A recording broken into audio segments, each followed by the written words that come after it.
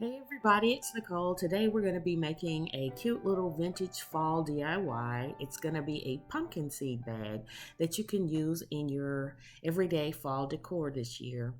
What we're going to be using is a piece of um, drop cloth, or you could use canvas, and just rip off a piece. I love how it looks when you kind of rip the fabric and it has that frayed look. And we're also going to be using these stencils that I picked up on clearance from Walmart, I think, and some stencil pouncers and this old dried up stencil paint that I've had in my stash for a while. I got that, oh gosh, years ago. And I'm just showing you here that I picked up these for $1 from Walmart, and Hobby Lobby actually had the same stencils, and they were twice as much, even on clearance. So check Walmart for some of the stuff that you could actually get at, um, Hobby Lobby sometimes. So anyway, I'm going to pull out the stencil and kind of figure out my placement. And don't be afraid to use more than one stencil. If you're trying to come up with a design and one has something or an element that you want to use, and another one has another element, you can just combine them. So think outside the box. So anyway, I'm placing it down and I'm gonna get out my little pouncer.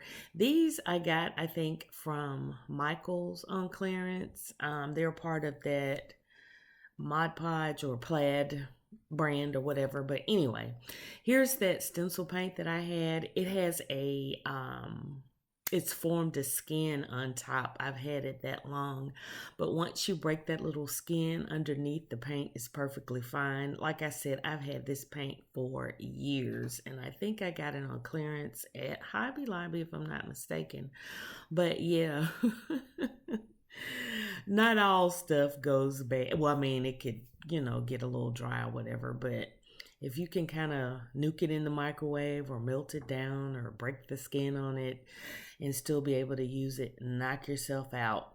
So anyway, I'm using black, and just pouncing it on, being careful. I didn't tape down the stencil or anything. I'm just holding it down because you want it looking vintage. And if it gets a little messy or bleeds a little bit, that's kind of what you want, to give it that authentic look, if you will. So, yep. So that's what I'm doing, just pouncing it and rubbing it. Well, I don't know what you want to call it, stamping it in. But yeah, I've wanted to do this for a while and finally got around to it. And then I stumbled across that paint, like I said, I had in my stash forever, and went ahead and did this DIY. And you could customize this to whatever. It doesn't have to be a bag that says pumpkin seeds, it could have um, anything you want on it. Just, figure out what you want to do and go for it. And if you're artsy, you can actually freehand some stuff, but I'm not by any means when it comes to that. So the stencil came right on time. Dollar Tree this year has some cool stencils, so check them out and see what you can find in there, and you can probably achieve the same look. And let me know down below if you do try this. The fabric I've had for a while in my stash, but you can pick up clearance fabric or remnants from um, Joann's and Hobby Lobby. Even Walmart has some remnants sometimes. So I think this was just a big piece of a remnant that I had. I want to say it was a remnant. I'm not sure, but it was in my stash and I had put it away. And I just cut a little snippet and ripped it down into a nice little rectangle. And we're going to close up the sides once we get through stenciling and everything.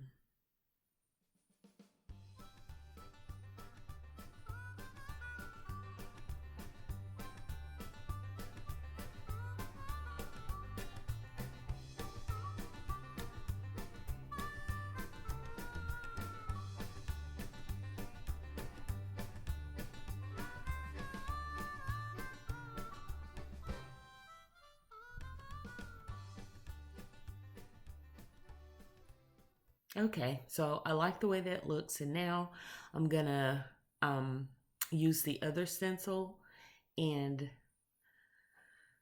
figure out where I want it to go. But I'm cleaning off my hands, and as you can see, I got a little messy, but it's okay. Now these, I'm not sure where I got those stencils from, but they're actually kind of cardboardy, so those are maybe a once or twice usage stencil. And I want to say I got those from Walmart. I'm not sure. But anyway, I'm going to use this, portion of this stencil here. And like I said, I got a little messy, but I like the way that it looks. It adds to the authentic look of this project. And there's our pumpkin word.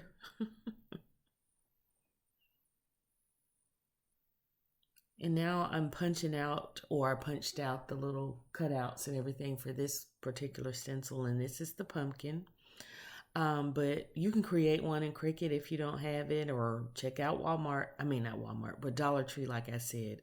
Right here, I'm deciding if I want to use an iron-on that I created from an image I found on the Graphics Fairy, or if I want to do the stencil, and I kind of like the stencil a little bit better. But that's another route you can take. You can get some iron-on transfer sheets and print off images and cut them out and iron them on if you want to. Graphics Fairy has a lot of nice vintage sheets and stuff or sheets, images that you can use. And here I am scraping off that skin again on that orangey, pumpkin-y color. But once I did, it worked out pretty good. So I love the effect that it had on this fabric too. The stencil paint really worked nicely for this. But if you don't have stencil paint, you can use acrylic paints or chalk paints, fabric paints, or whatever. They all work well. And they actually make a fabric medium that you can mix with acrylics and the chalk paints or whatever to make them fabric paint. So you can find those. I've seen them in Hobby Lobby, all the craft stores, and Walmart, Joann's. So check those out. They make them more, I guess, durable, and it'll last longer on your fabrics. It won't wash out.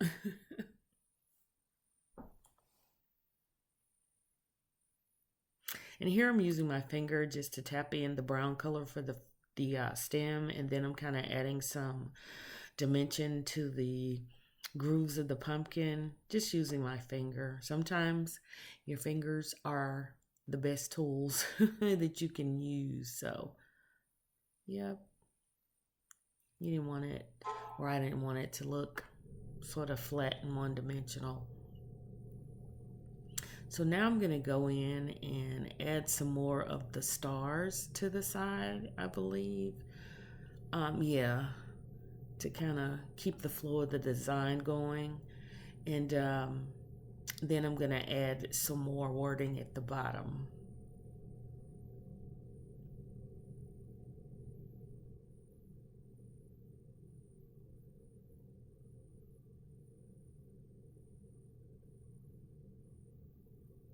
And in some spots, I left it sort of transparent, and then in some spots, I let the ink be a little more opaque, like it had faded or worn over the years. So just play around and try little techniques and see how you like it on maybe a scrap piece of fabric, and then go in on your actual project and, you know, try it out. And there we are. So there's our design. And I'm going to go back in again and add a little shadowing to the bottom of the pumpkin to make it look as though it's sitting on the ground.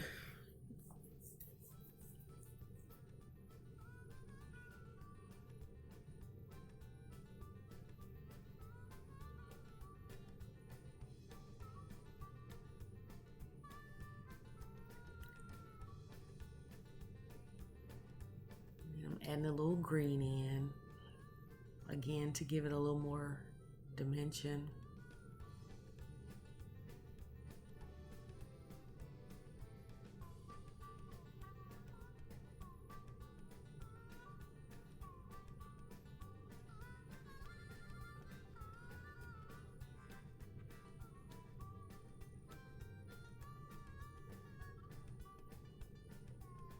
And the idea is to make this look like a logo from some vegetable company or seed company or whatever. So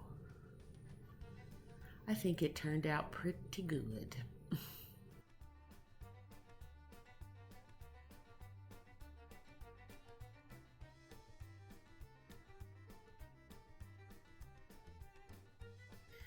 Okay, guys, so I forgot to add the word seeds, and that's the whole purpose of making this is to make it look like a pumpkin seed bag. But I went back in with some more of that stencil paint and added the word seeds just below the pumpkin image. And yeah, my bad, y'all.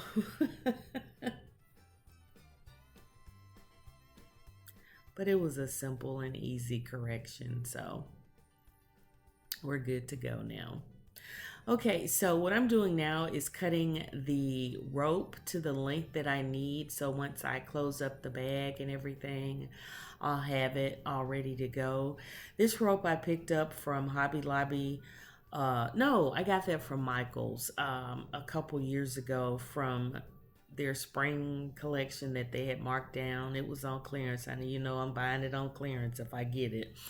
But yeah, I just cut it down to size, and that's how we're actually gonna add it to the bag once we glue it together. So here we go. We're just gonna flip it inside out and run a bead of glue up the sides, leaving about 3 inches or so at the top so we can fold it over and add the rope. I'm just kind of straightening it out. You can iron it if you want to be more, neat or precise, but I want it to look old and rustic or whatever and vintage because that's the purpose. So I'm not worrying about wrinkles or anything. And I'm just using Gorilla Hot Glue sticks. You can use fabric glue sticks or fabric glue. You could sew it if you want to. It's totally on you, but I just wanted something quick and easy so that I could go ahead on and, use it in my decor. I just want quick and easy DIYs, stuff that's simple that you can make that you don't have to spend a lot of time on.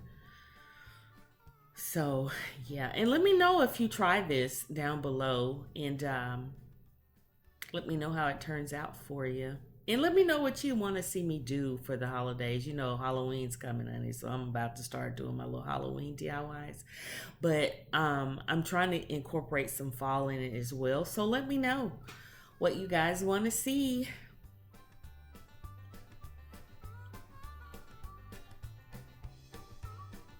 So there we are. So now I'm going to flip it right side out and add the rope to it. But it looks really cool. I love how it looks. I almost wanted to kind of tea stain it a little bit, but I think I'm just going to leave it like it is. But you can do that to give it more of an aged look. But like I said, I'm just giving you the roadmap. It's up to you to take it in any direction that you want to go. So feel free to do that. Okay, so all I'm doing is just folding the fabric over, leaving some room to where you can kind of move the rope. You don't want to glue it right next to the rope when you put it in so that you can, pull it together. As you can see here.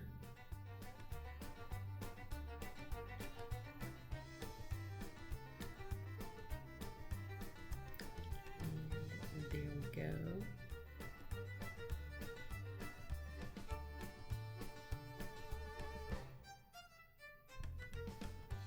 And that's it, y'all. Super simple and easy.